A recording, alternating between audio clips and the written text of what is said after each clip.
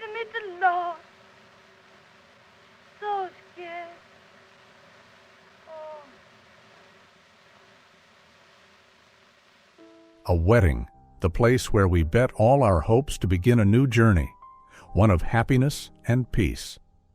It is the moment we seek to wash away every ugly secret, masking the fissures on our faces beneath layers of glamorous makeup, all for a single moment of being seen by the world as perfect.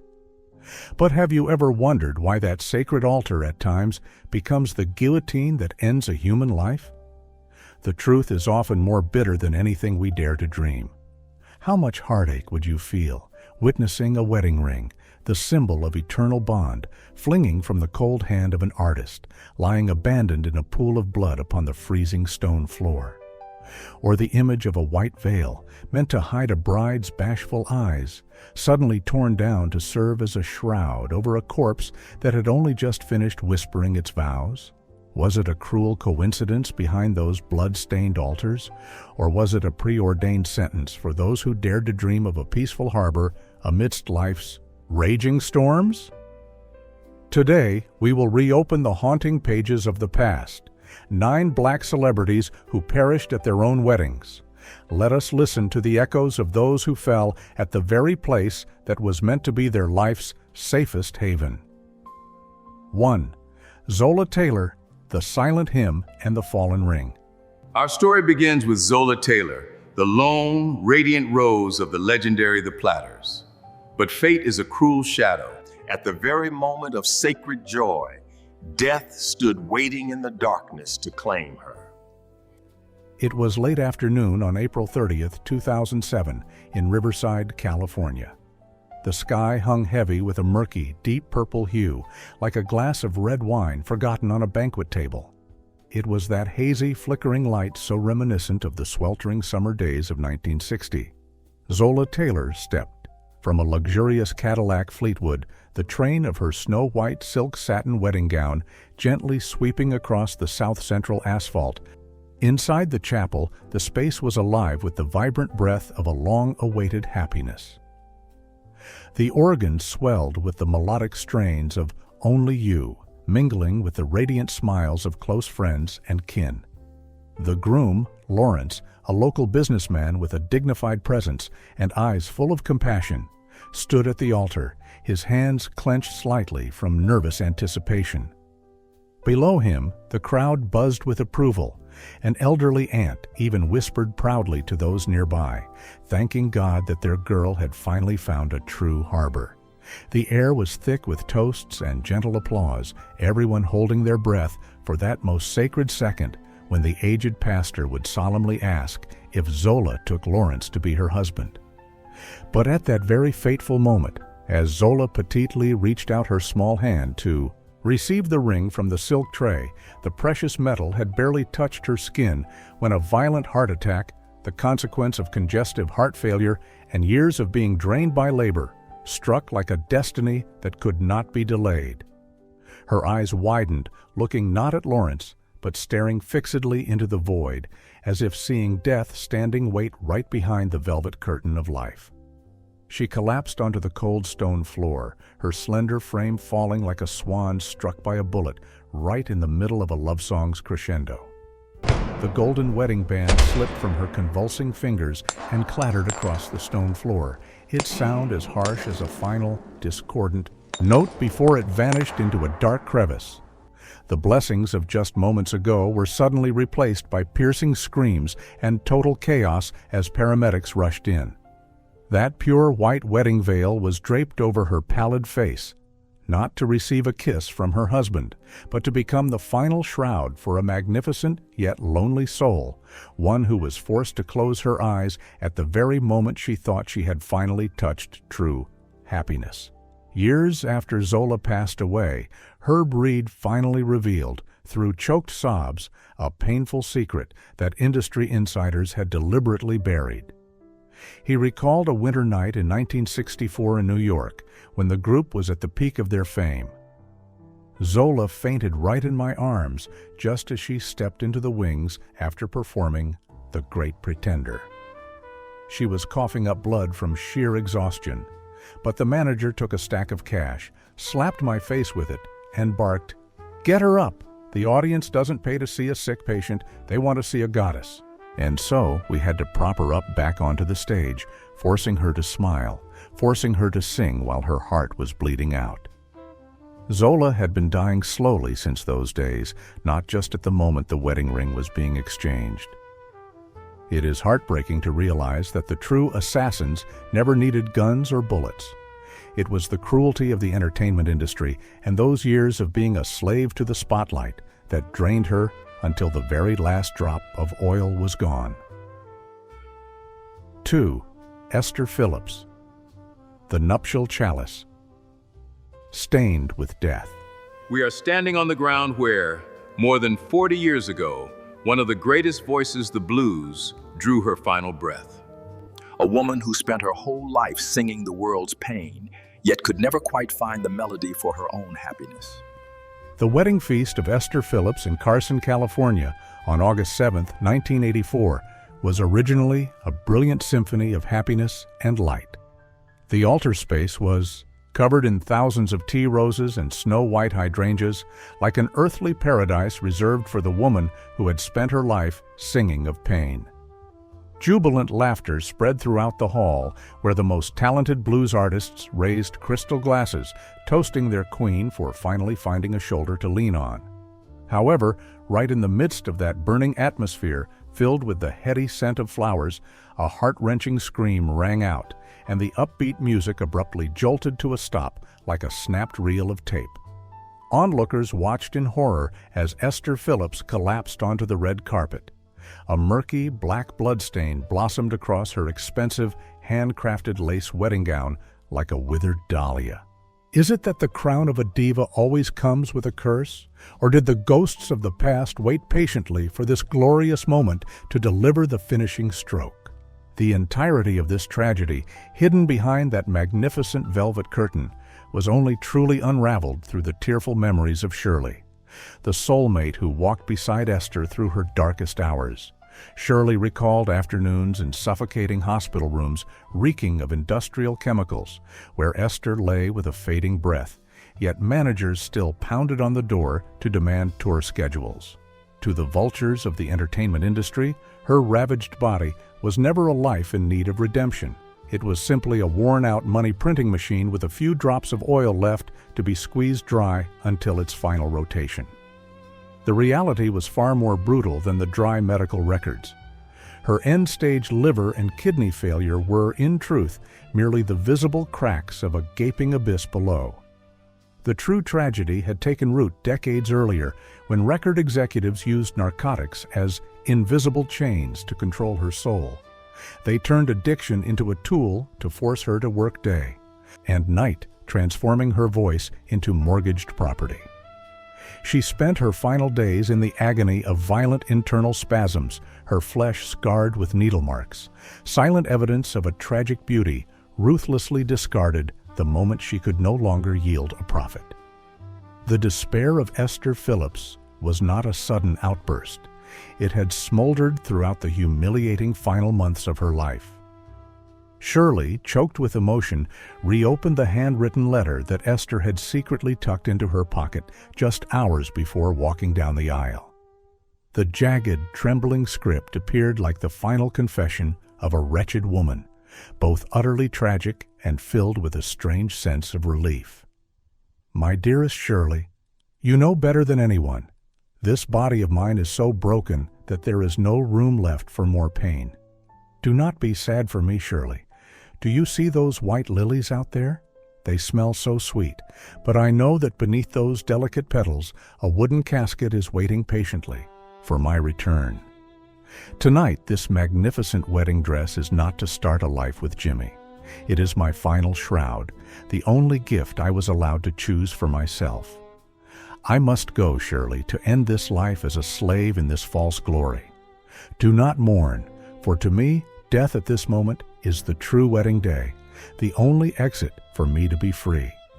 The death of Esther Phillips right on the wedding red carpet was the stifled sob of an exhausted soul at the very threshold of happiness. Is there any pain more cruel than when the final shroud of one's life is a pure white wedding gown? The passing of the Queen of the Blues is a somber note, reminding us of the blood price of fame and the brutality of a society that exhausts a human being until their final breath. Amidst the scent of lilies and the wine of the nuptial toast, Esther chose to close her eyes, not because she rejected love, but because the grave had suddenly become the most peaceful harbor after a lifetime of slavery to a hollow. Glory. 3. Eddie Kendricks, The Bloodstained Ballad on the Altar.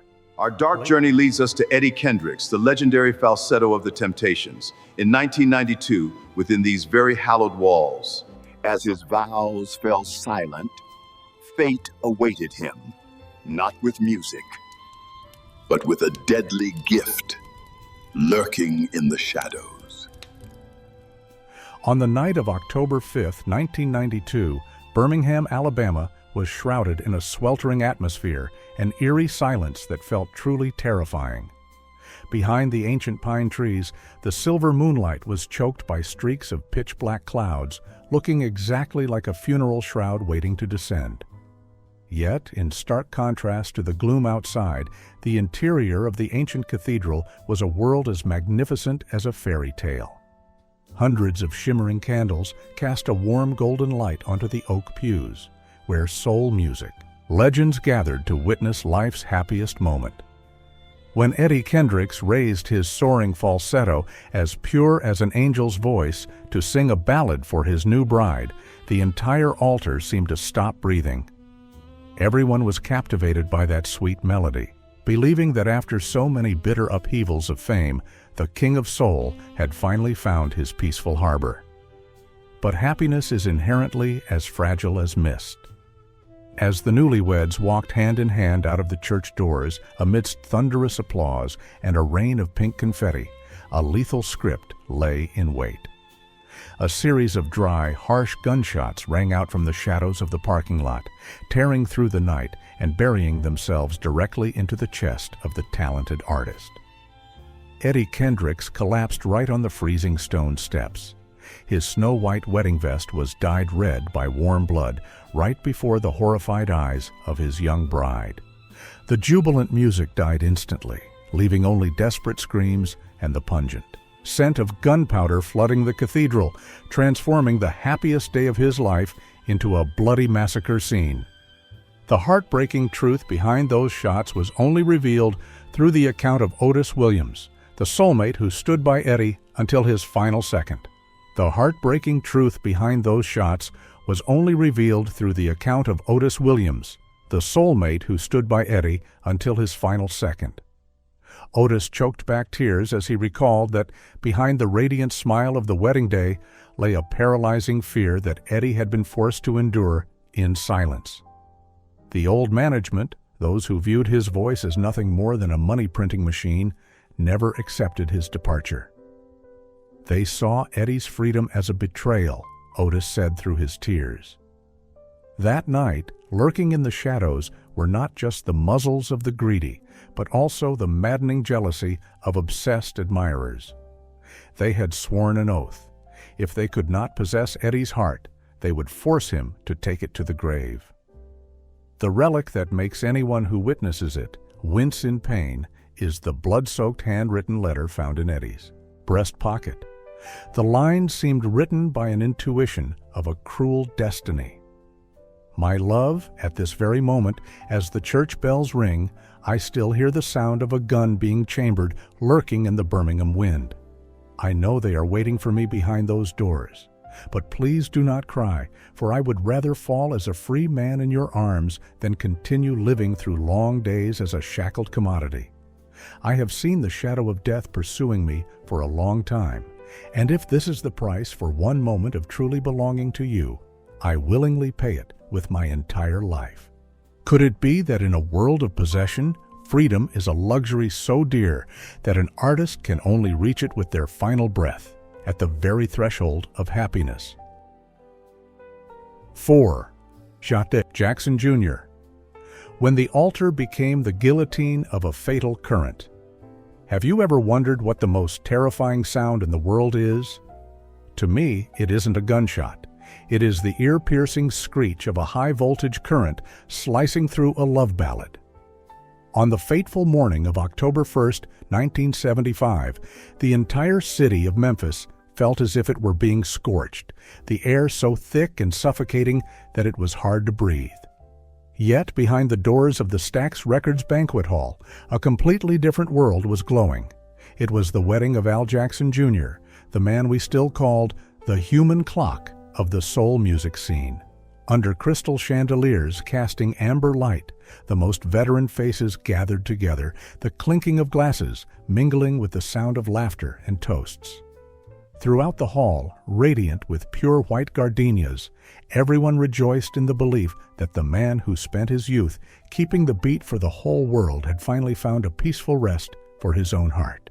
All eyes at that time were fixed upon Al, the dapper groom savoring every second of happiness in the arms of his new bride. But you know, death is always the one with the cruelest sense of taste. He chooses the exact moment we feel safest to strike. Just as Al smiled, proudly stepping onto the dais to grasp the silver-plated microphone, preparing to offer his thanks to the guests, a horrific tragedy exploded. It was not sweet words of gratitude, but a screeching high-voltage current, surging from a faulty device and piercing straight through the artist's body. Before the horrified eyes of the entire wedding, Al Jackson Jr.'s body suddenly convulsed, stiffening under the suffocating pressure of the lethal current. The pure scent of gardenias was swiftly torn apart by the acrid stench of burning wires, transforming the magnificent hall into a scene full of death and utter shock.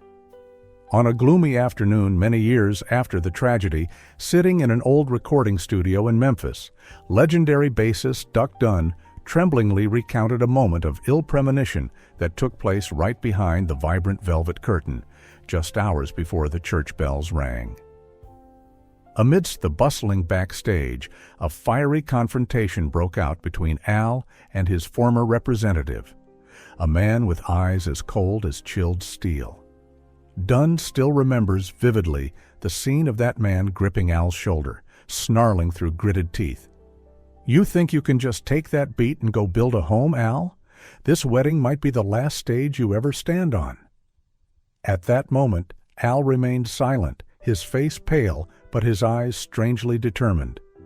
As the man walked away, Al turned to grasp Dunn's hand. His hand was shaking, but his voice was terrifyingly calm.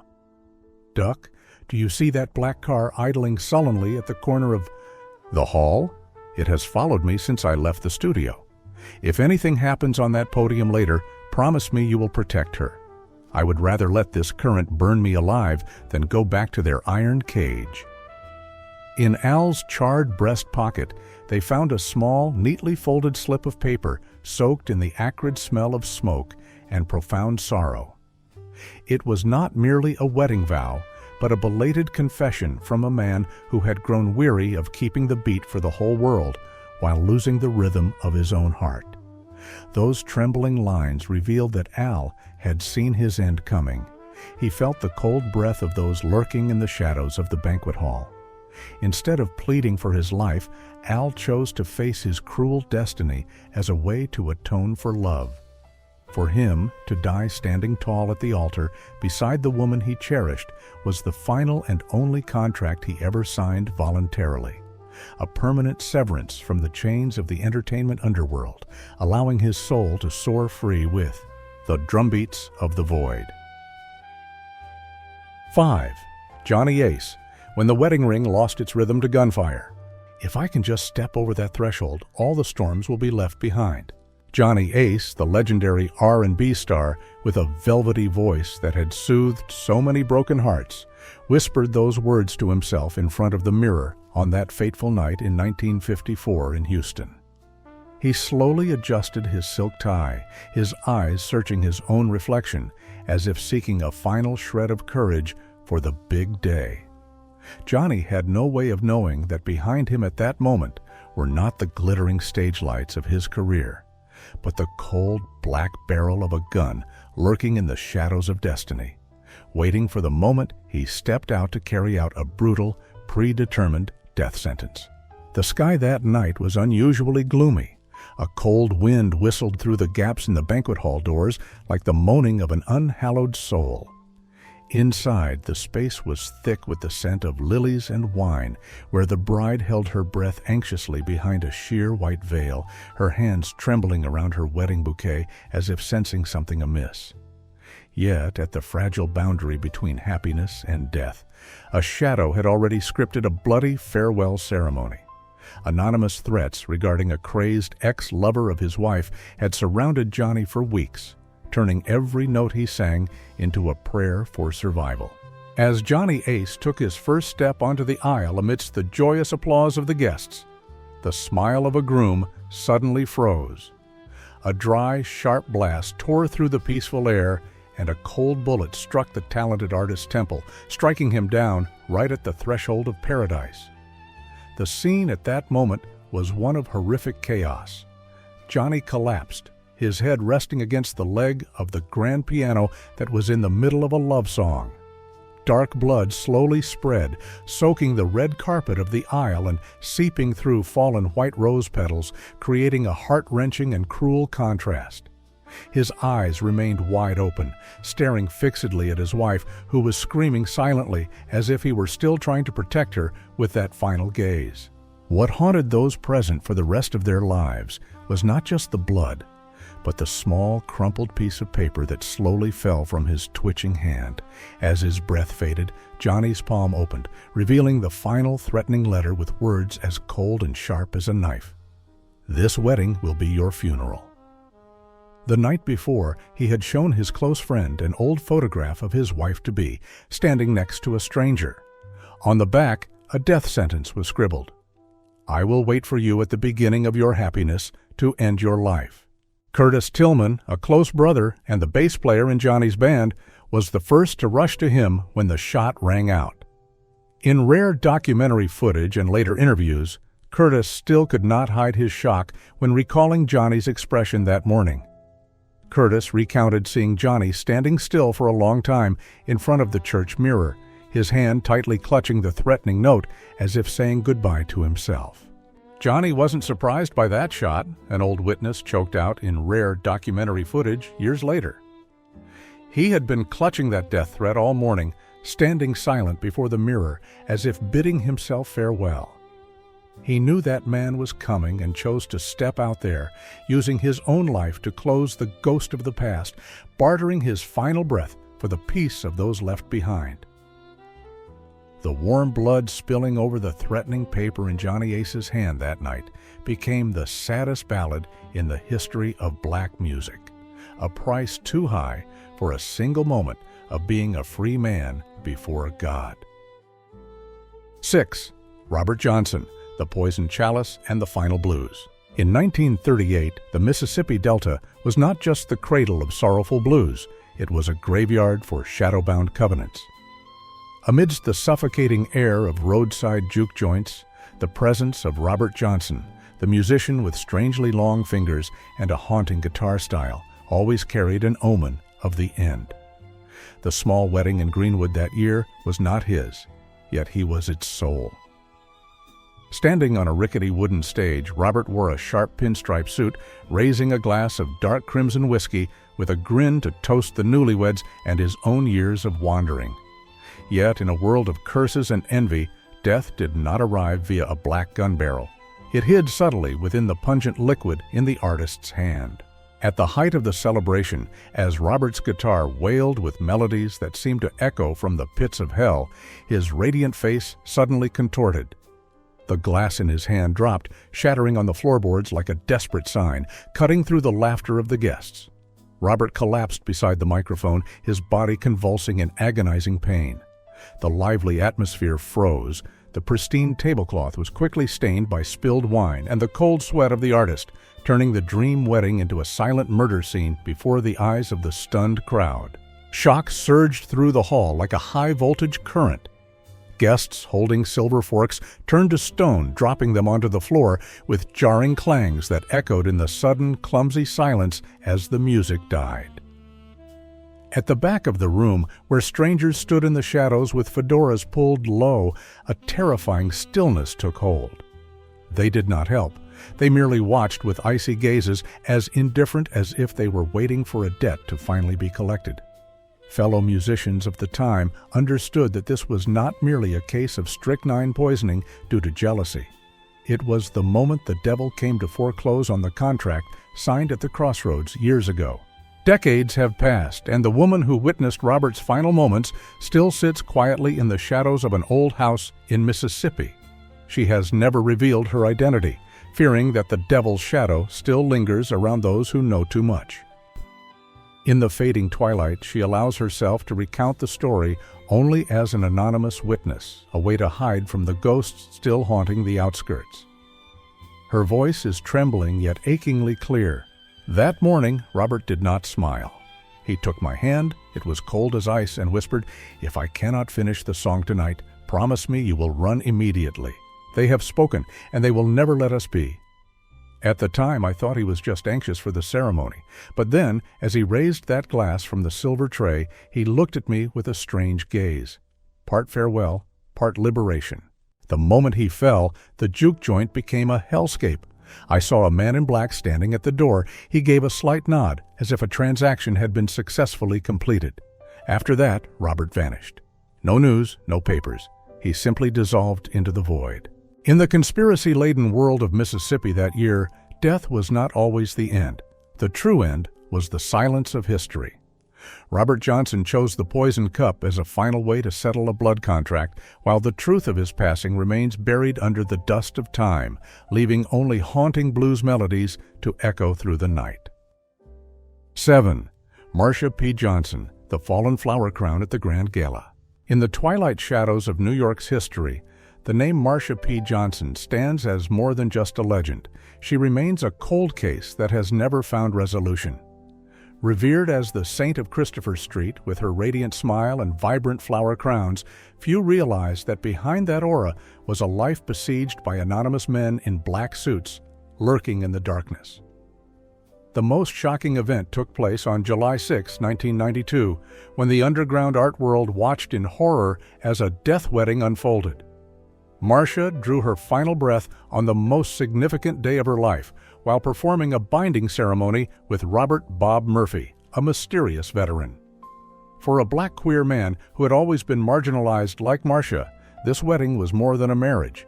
It was an affirmation of personhood, a sanctuary after decades of being hunted. But alas, the ceremony did not occur in a grand cathedral.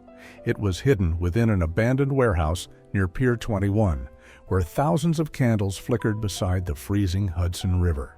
A place Marsha believed was the beginning of freedom, but which was, in reality, a grave dug in advance for an ill-fated bride.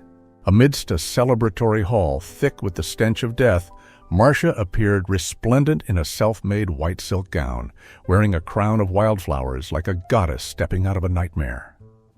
As the jazz music reached its crescendo, she raised a glass of deep crimson wine to toast the man she believed was her destiny. But her eyes suddenly froze, fixed on the window behind them, where two men in black suits stood as still as statues carved from the night. In a hurried breath, she whispered into the groom's ear a sentence that would make any listener shiver. "The contract has expired. If I don't come back from the riverbank in a moment, promise me you won't come looking."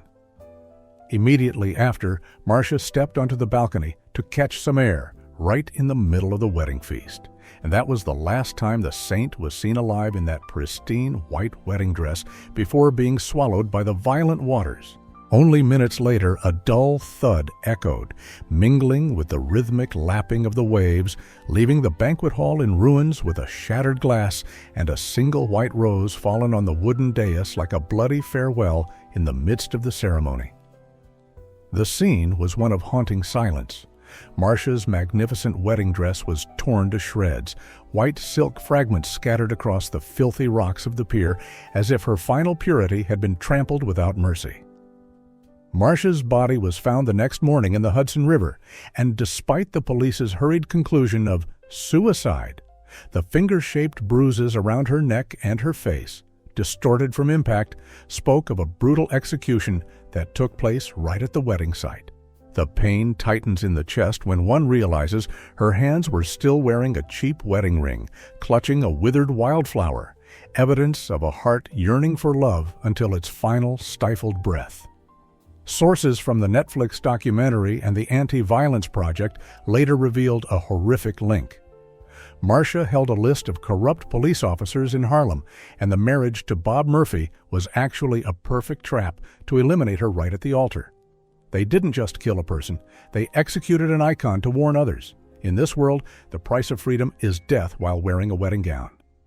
Marsha died just as she touched happiness, dying in the role of a wife she had always dreamed of, leaving behind a vast void and a cruel reminder that no vow is sacred enough to protect you from a contract signed in blood. 8. Marva Louie. When the wedding veil became a shroud after the vow. I do.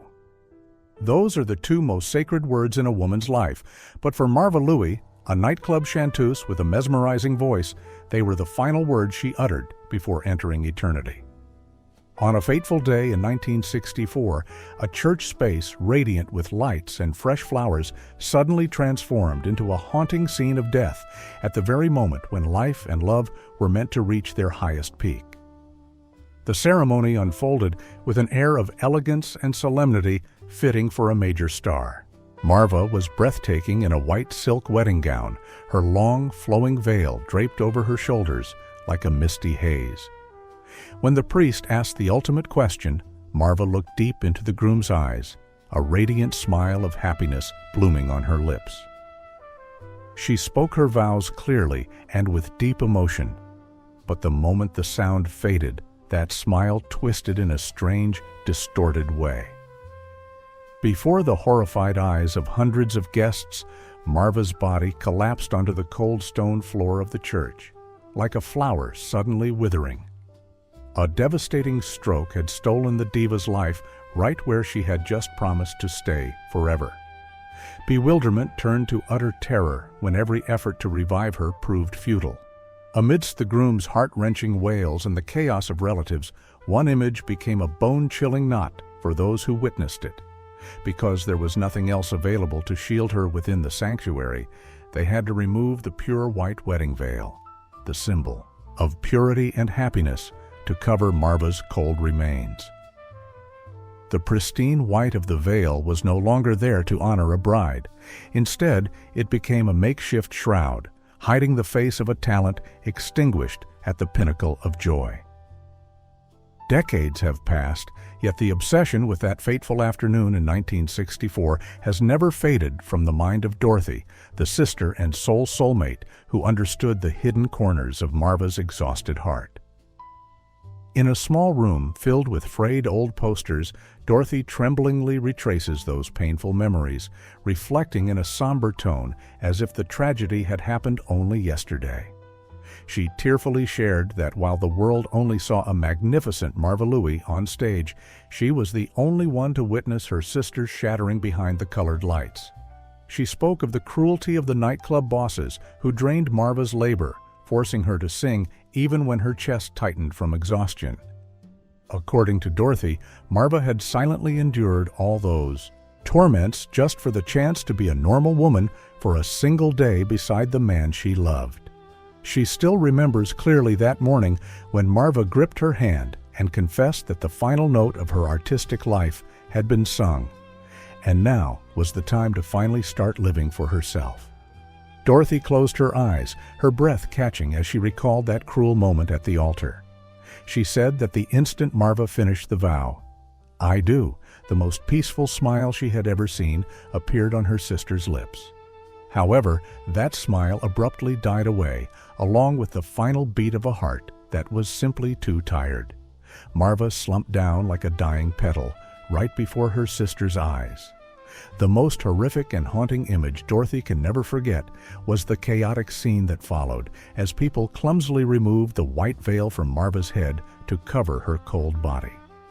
Dorothy recalled with a shiver how a sudden gust of wind blew in from the church window, making the thin veil flutter and cling to Marva's face. as if the artist's soul was screaming, unwilling to leave just as happiness had knocked on the door. Though it was concluded her sister died of a stroke, in her heart, Dorothy believes Marva died because her heart had been squeezed by the ruthless entertainment world for too long, to the point where it no longer had the strength to beat for her own joy. The reason Dorothy's identity and pain have rarely been mentioned is that she always chose silence to protect the last shred of her sister's dignity. To her, that wedding veil was not merely a bridal accessory. It was the final velvet curtain closing on a life stripped away by fame until the very last breath. 9. Chris Hani, the farewell gunshot beside the wedding procession. Do not be afraid, for today is the day victory blooms. Those were the hopeful words that Chris Hani, the indomitable soldier of South Africa, whispered into the ear of his bride, Limfo Nomakosazana, as they stepped through the heavy wooden doors of the church. In the sun-drenched 1990s, during that volatile era when apartheid was drawing its dying breaths, Hani could never have foreseen that his ironclad faith in a just society would become his death warrant. The old guard had already prepared his execution, timed for the very moment he was most radiant in his groom's tuxedo. The ceremony had just concluded amidst the joyous applause of the community. A celebratory atmosphere filled the churchyard as the wedding procession prepared to depart, with ribbon-tied cars lined up along the driveway. Hani was tenderly escorting his bride toward the lead vehicle, his hand squeezing hers like a promise of the future. Yet, just as his fingers brushed the polished chrome of the car door handle, a deafening crack shattered the afternoon peace. A ruthless bullet tore into Hani's chest, striking down the hero right on the hallowed ground of the churchyard. Horror erupted as the bride's pristine white gown was stained crimson by the hot blood surging from her husband's heart. Amidst the chaotic screams, Hani collapsed onto the pavement. His eyes struggled to find his wife's face one last time, a silent farewell. Wedding petals, caught in the wind, drifted down into the pooling blood, trampled under the feet of panicked guests, a scene of ultimate tragedy at the very place meant to be the dawn of happiness. However, what makes Chris Hani's death a ghost that haunts history is not just the gunfire at the scene, but the dark theories that began to spread like a virus through the community. Although Janusz Wallace, a far-right immigrant, was apprehended, insiders and historians still whisper about a meticulously orchestrated conspiracy from the highest echelons of the old power structure. It is believed that Wallace was no lone wolf extremist, but a professional hitman hired by an organization with deep ties to the Shadow Intelligence Services. Suspicion deepened when the case files at the local police station mysteriously vanished just days later. Those who served at the wedding that evening whispered to one another that they had spotted two men in black suits and sunglasses, individuals not on the guest list, watching from a distance with faces as cold as stone statues. Some high-ranking members of the movement even proposed a more chilling theory: that Hani was assassinated by moles within his own organization, those who feared that his personal bliss would soften the iron will of a leader. The death of Chris Hani in his wedding suit was a cruel orchestration, turning a symbol of love into a lesson in fear. It serves as a grim reminder that sometimes the radiant smile of a man standing beside his bride carries more explosive power than any speech. And that very peak of happiness is the sharpest thorn in the eyes of those who wish to keep humanity imprisoned in the dark. We have walked through history's darkest pages where the pure white of joy surrendered to the shadows of fate. For these black icons, the journey to a peaceful haven was never certain, and happiness, it seems, was always a fragile ghost. If you feel these stories deserve to be heard and honored, please press the like button, subscribe to the channel, and turn on the notification bell, so that we may meet again in the next untold stories hidden behind the fame and glory of famous black icons.